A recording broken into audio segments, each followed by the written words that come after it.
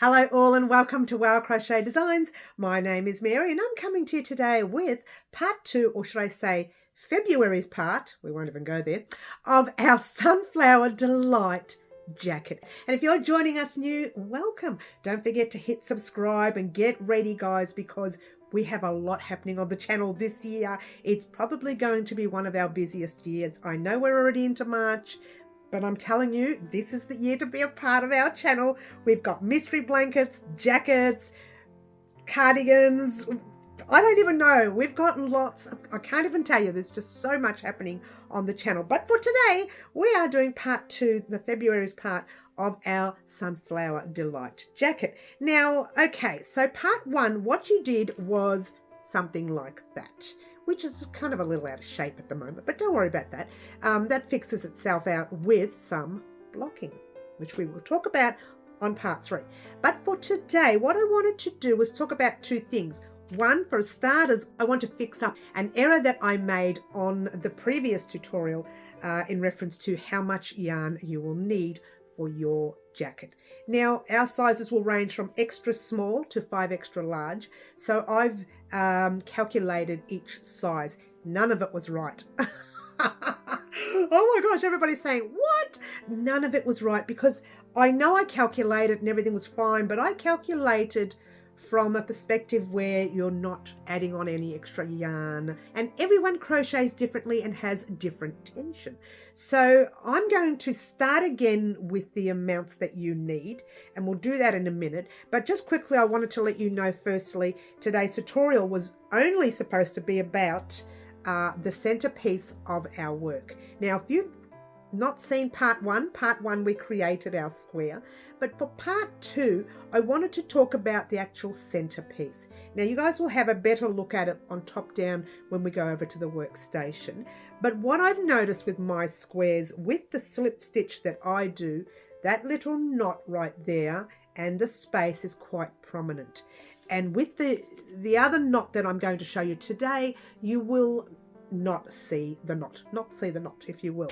All right, so that's just something I want to show you today. That's pretty much all I was going to show you, but now I'm going to have to rectify all of the yarn that each size will need for their rounds, okay, because each round has its own amount. All right, so let's head over to the workstation real quickly. We're going to do this square, and then we're going to work on the actual amounts that you will need for your jacket. Alrighty guys, what we're going to do today is actually change our center. You don't have to change it. This is just a little tip to help you out with your squares.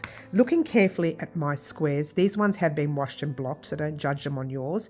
We'll do that in a future tutorial. But for now, have a look at my squares, and you cannot, let's get a close up for you. You cannot see where the little green knot is. All right, you can't see it because they all look very similar.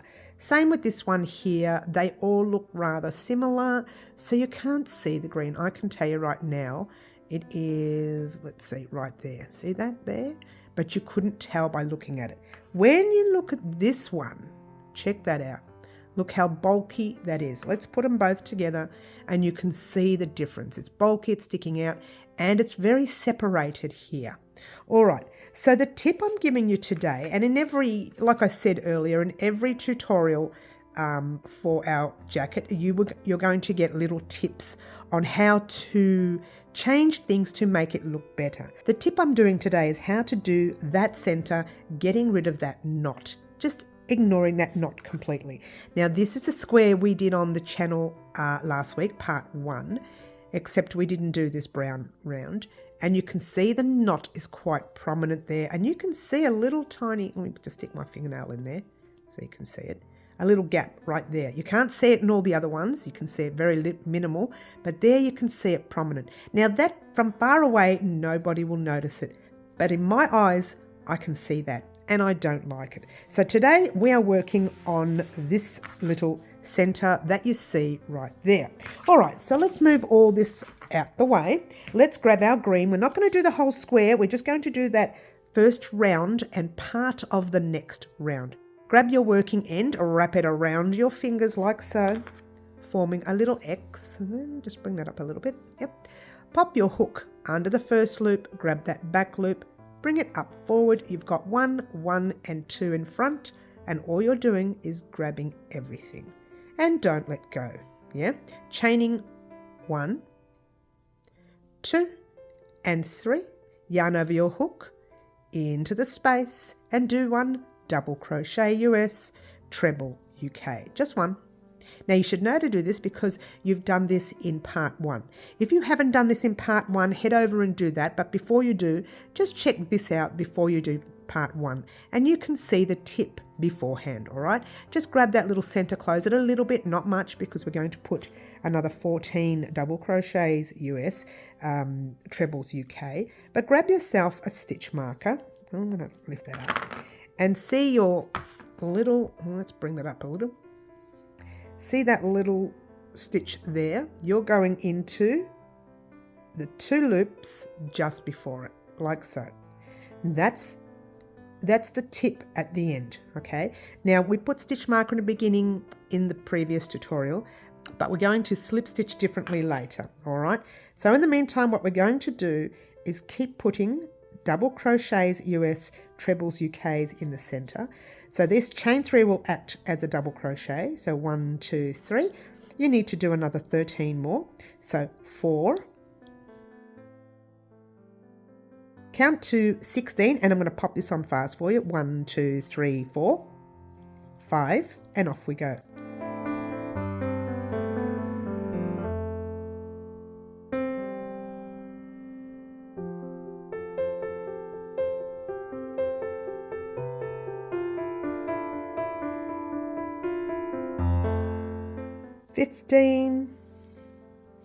And 16. All right. Now, before you do anything, just pull that loop up. Make sure you have 16 in the round. Remember, you're counting these little V's. So it's 1 with the one you've got your stitch marker in, 2, 3, 4, 5, 6, 7, 8, 9, 10, 11, 12, 13, 14, 15, and 16, which is the last stitch there.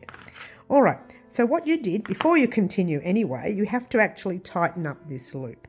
So give it a tug. Now, you would have done this in the part 1. Again, if you haven't done part 1, please head over and do that straight after you see this part right here, this very second, yeah? Now, I've got a little bit of fluff there. We'll just ignore that. Just ignore it. All right, so all we did before was lift up this loop, all right? And what we're going to do now is literally cut it before we join it. Okay, so cut your loop right there and pull it out completely, and don't pull it too tight. So what you have is that. Now you're going to grab your sewing needle like so, and you're going to thread it. And this is the stitch that everybody is using these days. There's nothing wrong with it. I truly don't like it, but it does suit what we're doing in our jacket, all right? So instead of slip stitching into that stitch marker stitch, you're going to pop your needle in the stitch like so, and just pull it through there. All right, now we haven't finished. I'm going to take out the stitch marker. We don't need it there anymore because we've done that part. Now what you have is that. See your little stitch there? You need to bring your sewing needle and go in the back loop of that stitch that you just completed before you started threading it, all right? So notice how I'm just separating it to make sure we're getting in the back loop only. So back loop only, pull that thread through, and what will happen is if you tighten it a little bit, it gives you that knot sitting right at the back, so you won't see it. The problem with this join, and we're going to weave that in later, the problem with this join is sometimes you can skip it or sometimes you can add an extra stitch. So just be wary of that. We're going to weave that in later. So what I want you to do for now, let's bring that down, is take that little thread out, grab your hook.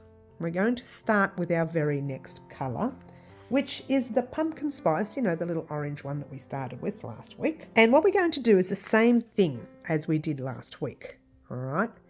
So, whoops, there's your thread there. So what I want you to do is count back from that stitch right there. So it's 1, 2, 3, and pop your hook in the 4th. So nothing's changed here. But we're going to show you real quickly. Grab your new tail, pop it over the hook and pull your loop through. Remember, we don't knot at Wow Crochet Designs. So what I do is I pass it forward to lock it into place. And now we'll chain 2. Yarn over a hook once and twice. In the same stitch you are in, you're popping a puff stitch. So pop your yarn over your hook, pop it in the same stitch you're in, and we're crocheting over our tail. Pull a loop through like so. You have 3 loops on your hook. Pop your yarn over your hook again, straight back into the stitch. It's all the same stitch, yeah? Pull a loop through, 2, 4 and 5 loops on your hook. Yarn over and pull through all the loops on your hook, chain 1. Grab that thread now and leave it at the back. You are still weaving that in. You are weaving the base thread in, and you're going to weave that one in, but not yet. So now what you're going to do is pop this set in each one of these stitches, but because this was the first set, chain 2 will act as 1 there. All right, so with the next set, we're doing it 3 times and not 2 times. So yarn over your hook right into the very next stitch there, pull a loop through. You don't have to go over that tail anymore. You've got 3 loops, yarn over into the stitch, pull a loop through. 5 loops, yarn over into the stitch, pull a loop through. You should have 7 loops there. Yarn over, pull through all 7 loops on your hook, chain 1. Now we're coming up to that loop area. So be careful with that. But for now, we're going into the next stitch and doing your stitch. Now you should have done this before in part 1. Again, if you haven't done it before and you're getting confused with the stitch, go back to that part and do it again. So just pull your loop through, chain 1, and there's the area with our thread. Don't worry about that for now. We're going to go right into the very next V you see. So pop your hook in. Now being wary that your tail is here. Normally I would get you to pass it over, and you can still do that. So pull your loop through, 1. Now it's there, so it's not going anywhere, yeah? And then just do a second one and a third one. Yarn over, pull through all 7 loops, chain 1. Now here's where it can get a little tricky, and it can look like you're doing an extra 1 when you don't want to do that. So we've got 1, 2, 3, 4 puff stitches. If you want to make sure you don't add an extra or accidentally miss a stitch here, just count backwards from your little V. So you've got 4, and that's 5, 6, 7, 8, 9, 10, 11, 12, 13, 14, 15, and 16 can go in there. All right, so I'm hoping all this is making sense. If you've done part 1, this will make sense, all right? So your 16th goes in there, and off you go doing your 1, 2, 3. Chain 1. And then you've got that tiny, tiny little bit there, and then the stitch. Ignore that tiny little bit, okay? Jump straight into the next stitch and do your 1, 2, 3. You have now, chain 1, you have now surpassed the area that you may accidentally duplicate or subtract by accident, right? So what we're going to do is go 1, 2, 3, 4, 5, 6, and count the rest for now. 7, 8, 9, 10, 11, 12, 13, 14, 15, and your 16th is hiding in there, but it's there. All right, so this is pretty much all this tutorial is doing for you. All right, so let's have a quick look at what I meant. No, that's not the right one to pick up. This is the right one. By noticing the green. All right, so right there you have that little space right there, and you can see the space, but you can also see the knot. Here, where the knot is, which is right there, you can't see the knot and you can't see the space. Once we fill it up like this one here, you won't be able to tell the difference, yeah? Or this one here, they all look the same to me. I'll see if I can find it. I don't even know where it is. Is this one here? There it is right there.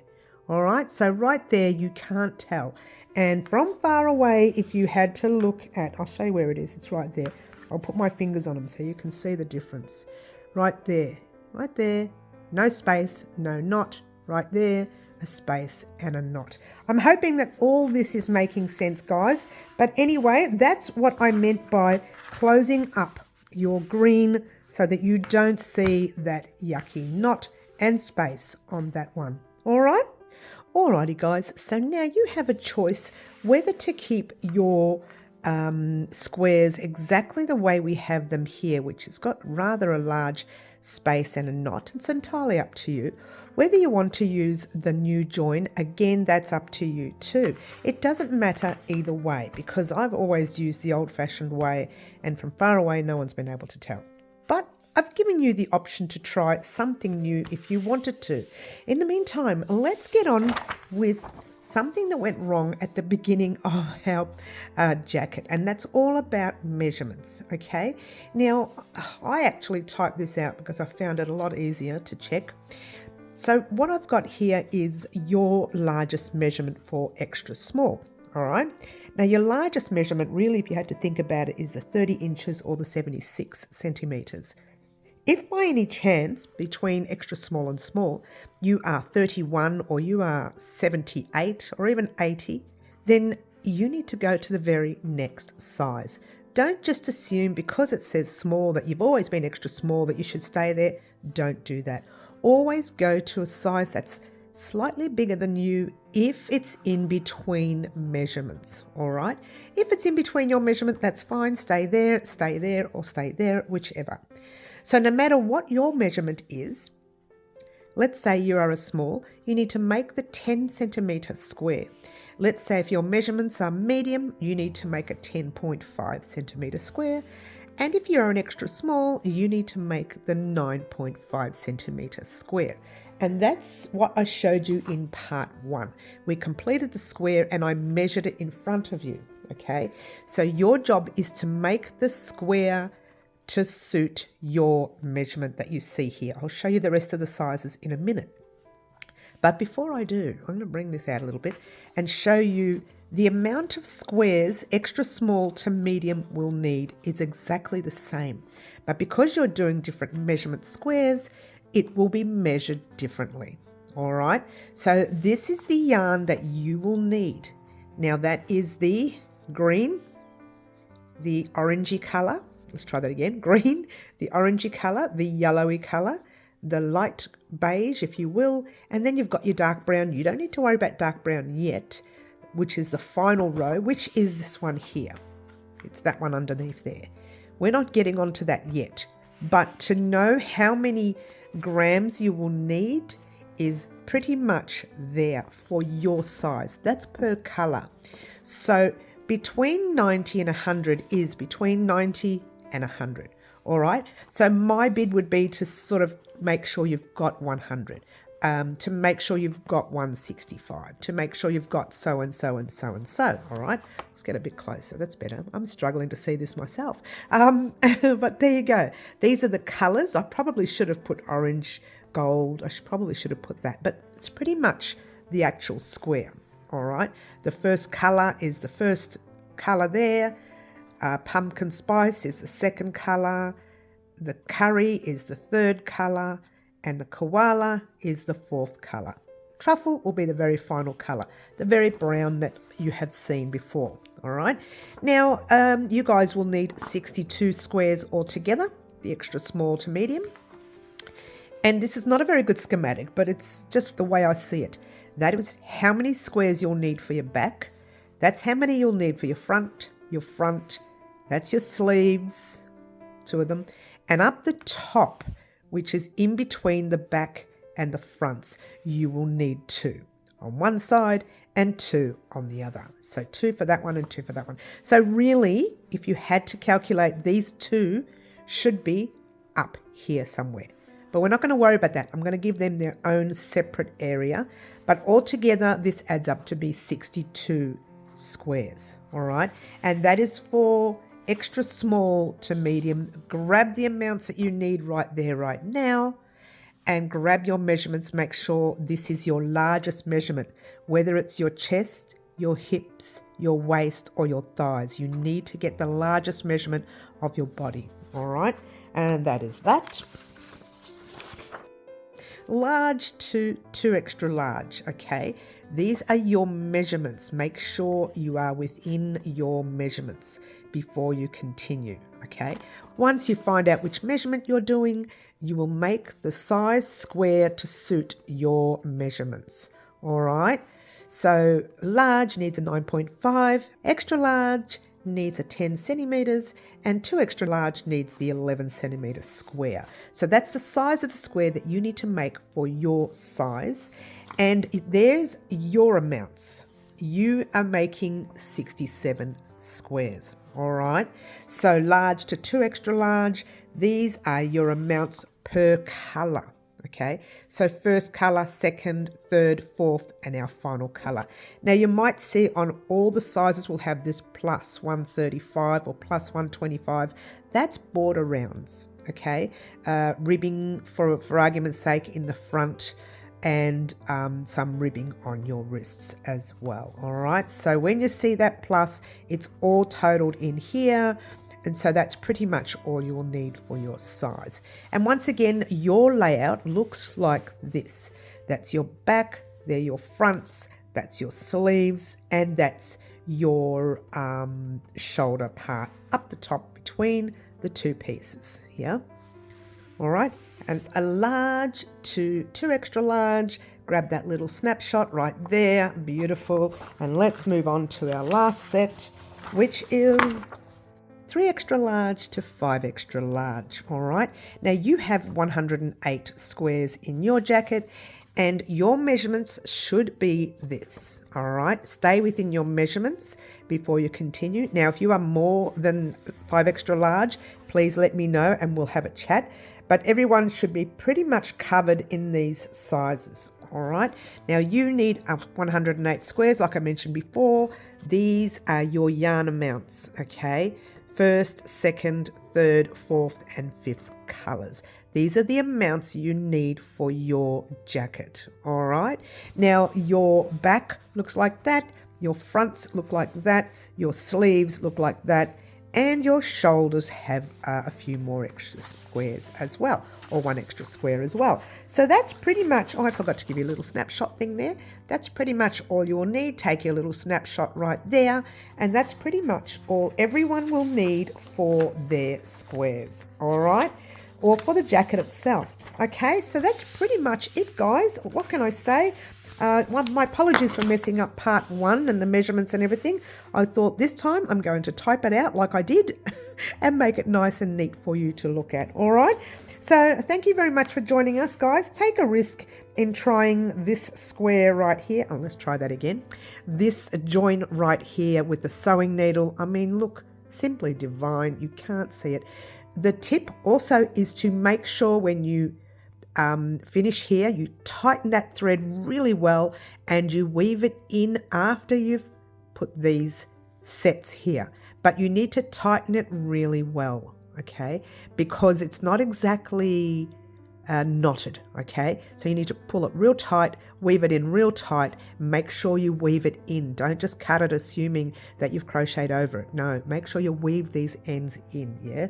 Can't stress that enough, guys. Now, to do the rest of the square, you can head back to part 1 and you can see how to make the rest of the square, all right? And this is part 2 of our jacket, which is February's part. In part 3, you're going to see 2 things. You're going to see some washing and blocking, which doesn't take long. And also you're going to see the very first join. Now, washing and blocking, well, look at that. All bent, and look at that, perfectly straight. All right, it does refine your work a little bit so it's easier for you to work in when we are doing border rounds or when we are joining squares. All right, the idea of blocking is to just make it neat, really. You don't have to, it's not a compulsory thing, it's just another option. And you can still see that knot. Look at that knot right there. How sad is that? And this is the new one. I love it so much. I really do love this join. All right, not normally. But I do love it in this method. All right. Thank you very much for joining us. Don't forget to like, subscribe and share. Do all the wonderful things that you guys pretty much already do for me. And don't forget, if you have any questions regarding what you've seen today, just pop a comment in the comment section down below, or just wave and say hello. And also, if you want to join us on our lives at 4 p.m. Wednesday afternoons, 10 a.m. Saturday mornings, that's Melbourne, Australia time. Marry that up with your country. My name is Mary. This is Crochet Designs, and ciao for now.